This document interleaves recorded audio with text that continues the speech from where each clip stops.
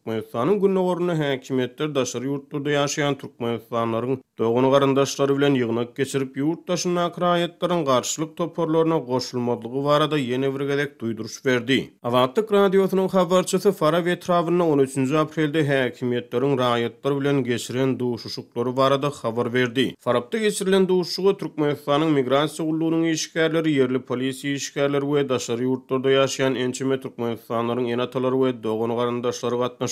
Duşuşugyň dowamyny häkimetler ýene-de bir gezek daşary ýurtlarda akraýatlardan garşylyk toporlaryna goşulmadygy berk talap etdi. Olardan internet ulgamlaryna hökümete garşy çykyş etmediligi talap etdi. Olara esasan internet ulgamlaryna çykyş etmediligi, arkadagy garşy toporlara goşulmadygy berk tawsyrmagy talap etdiler diýip ýygnaga gatnaşan bir ýerli ýaşaýjy Azatlyk radiosynyň habarçysy bilen gurrundaşlykda aýtdy. Türkmenistanyň döwlet media serişçilerine prezident Gurbanuly Berdimuhammedow arkadag diýilýär. Galy bersede ýygnaga gatnaşan enatalaryň sözlerine görä türkmen häkimetleri raýatlary bilen geçiren duşugyny Türkmenistanyň aňty gullyklarynyň daşary ýurtlarda işçiň hereket edýändigini duýdurupdyrlar. Türkmen hökümeti daşary ýurtlardaky türkmenistanlaryň sany barada statistiki maglumatlary jemgyýetçilige ma'lum etmeýär. 2019-njy ýylyň maýynda Azatlyk radiosynyň çeşmeleri soňky 10 ýylyň dowamyna 2 million töweregi raýatyň uzak möhletli esasda daşary ýurtlara göçüp gidenligini ma'lum etdiler.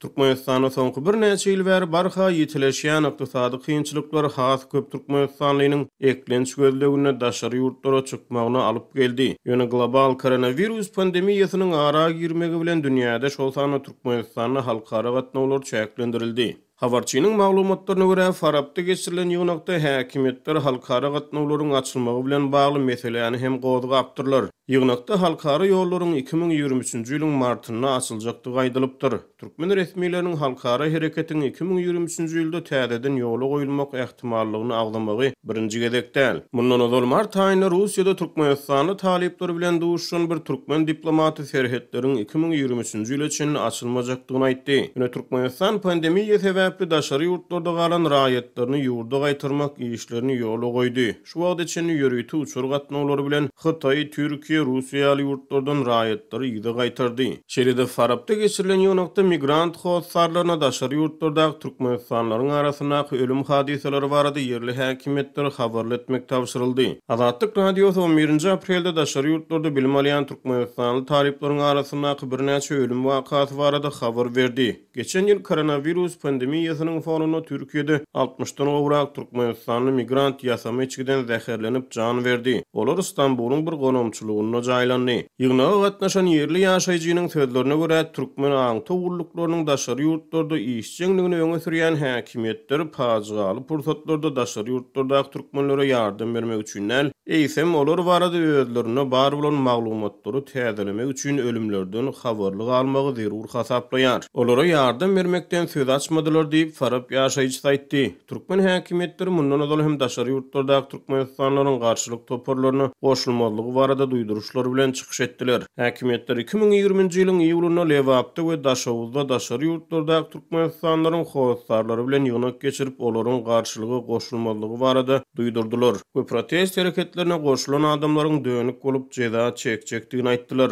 Türkmenistanyň häkimetleriň dürli pikirliligi we tanqida garşy görkezýän basyşlary halkara hasabatlarda da öz beýanyny tapýar. Abaşanyň döwlet departamentiniň dünýä ýurtlaryna adam hukuklarynyň ýagdaýy boýunça ýaýradan soň hasabatynyň Türkmenistana bagyşlanan bölümini türkmen hökümetini tanqidlamagy milt edýän türkmenistanlaryň watana dönüklükden aýyplanyp tutsak edilmek howpy bilen ýüzbe-ýüz galýanlygyny otalýar.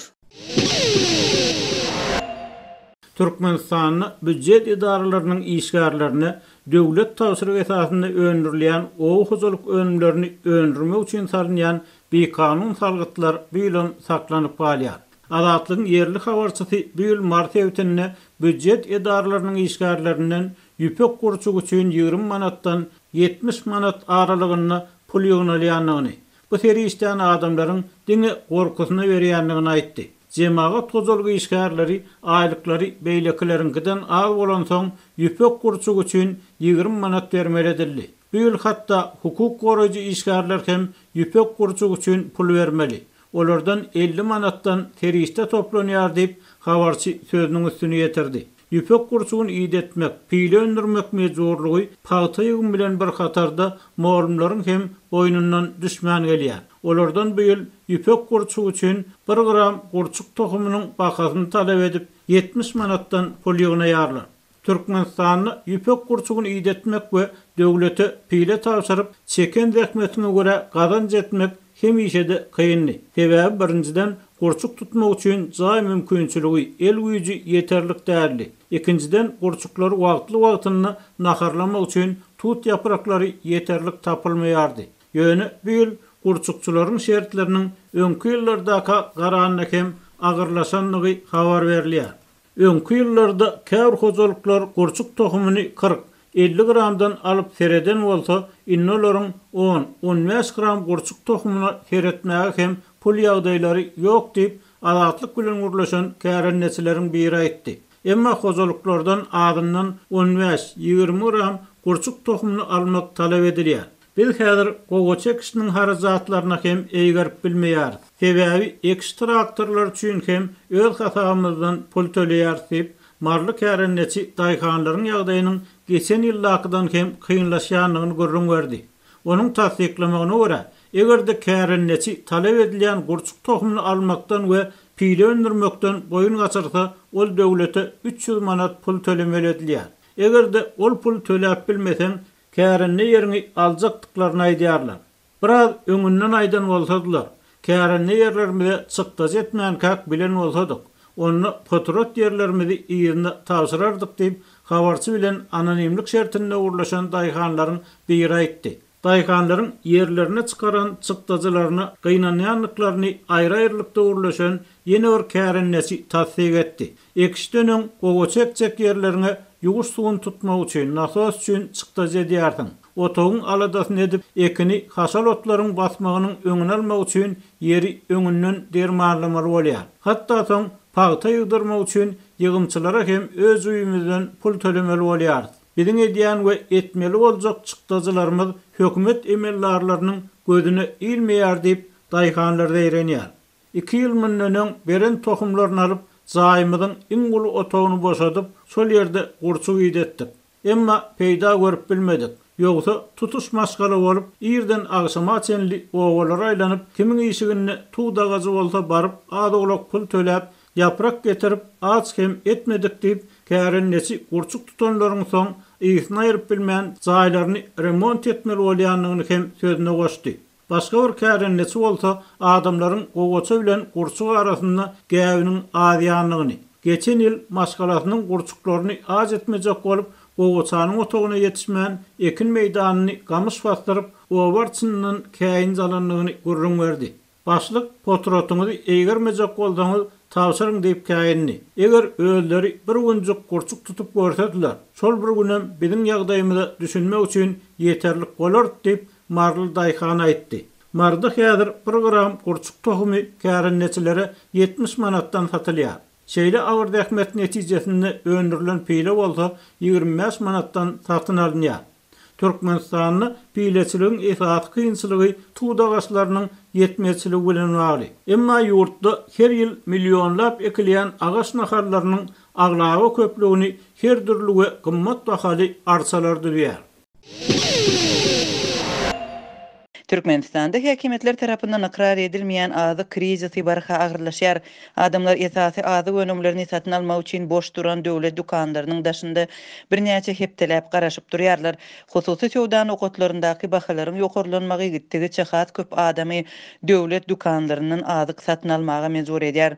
Azatlyň habarçylarynyň hem çeşmeleriniň maglumatlaryna görä, Türkmenistanyň häkimetleri azyk krizisini çözmegiň we ilaty zerur iýmit bilen üpçün etmegiň ýerine nowatlary ýok etmek üçin çäreleri güýçlendirýärler we dürli ýollary oýlap tapýarlar. Aşgabatyň döwlet dukanlarynda satyjylar nowatlary azaltmak üçin käbir ýagdaýlarda alyjylar bilen ylalaşmagy inanýarlar. Dukanlaryň birinde satyjy aýallar alyjylaryň telefon belgilerini ýazýarlar we subsidiýalenen önümler getirilende satywyň başlanjak wagtyny alyjylara telefon arkaly habar berjegini wada berýärler we nowatlary sowmagy howlukýarlar. Şeýle bolar alyjylaryň dukanlaryň gapysynda hatara durmagynyň öňüni alýarlar. Adatlyň çeşmelerine görä häzir nowatlaryň döremegine garşy görülýän çäreleriň güýçlendirilmegi prezident Gurbanguly Berdimuhammedowyň ogly premier ministriň orunbasary Serdar Berdimuhammedowyň buýrugy bilen baglanşykly. Serdar Berdimuhammedow Sowda ministrinden raýatlaryň dukanlaryň töweregine ýa-da öňüne ýygnanmazlygyny talap etdi. Ol Merikanyň prezident kakasynyň awraýyny zaýalaýanlygyny aýtdy diýip Sowda ministrligindäki çeşmämiz adynyň efirde agdalmazlygy şerti bilen gurrun berdi. We Serdar Berdimuhammedowyň buýrugundan soň indi dukan ýolbaşçylarynyň dukanlaryň töweregindäki ýagdaýa gözegçilik edip nowatlary dargatmaly bolandygyny belledi. Şeride çeşme soňky wagtda Serdar Berdimuhammedowyň gara renkli awtologly paýtagta ýygy-ýygydan aýlanyp adamlaryň ýygnanýan ýerlerini sinedýänligini aýdar. Azatlyk radiosu Türkmenistanyň Sowda ministrliginden we Aşgabatyň häkimliginden resmi taýdan habar alyp bilmedi. 39 ýaşly Serdar Berdimuhammedow üçin fevral aýynda hökümet baş tutanynyň orunbasary wezipesi goşmaça döredilipdi. Ol howpsuzlyk geňeşinde hem orun aldy. Şeýle hem Türkmenistanyň ýokary gözegçilik edarasyna başlyk bellendi. Ýaňy ýakynda Daşary işler ministrliginiň başlygynyň käbir ygtyýarlyklary berildi we ol Türkmen Alaway birleşigini dolandyrmagyny dowam etdirdi. Çörek, un, ösümlük yağı, şeker we yumurtka nowatlary ýurtda 4 ýyl bäri saklanyp galýar. Haritlaryň adamlara uzypsyz möçberde satylýanlygyna garamazdan ol hemme ýetmeýär. Şeýlelik bilen adamlaryň uzyň nowatlarda durmagy azyk satyn aljagyny kepillendirmeýär. Soňky bir näçe aýyň dowamında krizis hasam güýçlendi. Indi adamlar köplenç boş dukanlaryň öňüne ýygnanyp önüm satywynyň başlanmagyna garaşmaly bolýarlar. Owa ýerlerinde azyk üçinçiliginiň ýagdaýy hasam yaramaz. Köp owalarda un we ösümlük ýagy ýarym ýyla çenli wagtyň dowamında getirilmeýär. Bu aralykda Mariýanyň ýaşaýjylary 2 hepde bäri döwlet dukanlarynda etiň satylmagyna garaşdylar. Et 13 aprelde Mollany Epes köçesinde ýerleşýän Gök Bazarda döwlet bahasyndan satyldy. Yerli habarçymyzyň maglumatlaryna görä, et adatça hepde 2 gün satylan bolsa, soňky wagtda asla satywda bolmandyr we adamlar ätýaşdan günde giýjelerine sagat 2-de nowata durup daňdana çenli garaşypdyr. Mardak habarçymyz 13 aprelde et nowatynyň 1000 adama ýetenligini her kime diňe 2 kilogram doňdurulan etiň 1 kilogramy 36 manatdan satylandygyny gurrun berdi. Habarçy etiň öz boluşly ýakymsyz iýisiniň bardygyny belledi we onuň näme etdigi, nerede öndürilenligi barada berilen sowallara satyjylaryň belli bir jogap berip bilmänligini belledi. Muňa garamazdan et satyn almak isleýänler köp bolup harit hemme ýetmändir. Hususan da 13 aprelde 50 töwerek adam et satyn alyp bilipdir. Sebäbi ýerden 5:30-da başlanan sowda ýarym sagatdan soň tamamlanypdyr. Nowatda duranlaryň köpüsi eli boş gaýtmaly bolupdyr. Bu aralykda hususy dukanlarda etiň 1 kilogramynyň bahasy 70 manat çemeti. Bahalaryň çalt ýokarlanmagynyň azyk önümleriniň ýetmezçiliginiň gytçylygyň we nowatlaryň fonunda ýeter ýetmezçilikden ýadan we esli wagtlap garaşyp durýan adamlaryň arasynda dawalar ýakalaşyklar ýüze çykýar. Häzirki wagtda polisiýa we howpsuzlyk işgärleri bolmagy çak edilýän raýat geyimli adamlar nowatlardaky dawa jenjellere sinedýärler we olary surata düşürýärler. Bu arada habar berýän Azatlyň habarçylarynyň sözlerine görä, Gök Bazaryň derwezeleri ýarym saatlyk sowda guturup 1 saat 6-da ýapylan soň gaharly adamlar derwezeleri kakyp prezidente açaçan käýnip başlapdyr.